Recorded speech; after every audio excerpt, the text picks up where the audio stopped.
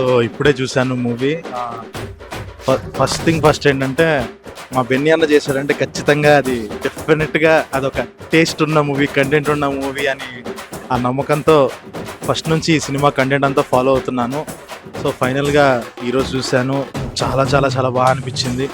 అంటే ఇంత ఆనెస్ట్గా అసలు ప్రతి సీన్లో కానీ ఒక్క చోట కూడా ఎక్కడ కథ నుంచి అలా బయటకు వెళ్ళకుండా ఆనెస్ట్గా పాయింట్ మీదే వెళ్తూ మధ్య మధ్యలో ఆ జోక్స్ వర్కౌట్ అవటం కానీ అంతా చాలా ఆర్గానిక్గా అనిపించింది. అండ్ ఇంటర్వెల్కి కొంచెం అలా డిస్టర్బ్ అయ్యా.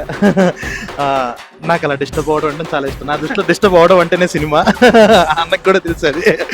సో చాలా అంటే చాలామంది ఫ్రెండ్స్ ఉన్నారు ఈ మూవీలో వర్క్ చేసిన వాళ్ళు కానీ, యాక్టర్స్, డిఓపి వీళ్ళందరూ కూడా నా ఫ్రెండ్సే. సో చాలా చాలా బాగా అనిపించింది.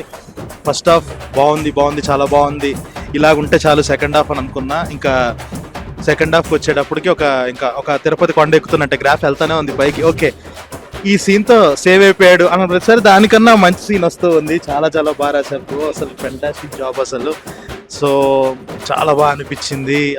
అంటే ఈ చాలా రోజుల తర్వాత ప్రతి క్యారెక్టరు వచ్చిన ప్రతి ఒక్కళ్ళు ఒక సెంచరీ కొట్టేళ్ళని ఫీలింగ్ వచ్చింది. ఒక 5 రోజుల టెస్ట్ మ్యాచ్లో ఎవరికి వాళ్ళు కుమ్మేశారు అన్న ఫీలింగ్ వచ్చింది.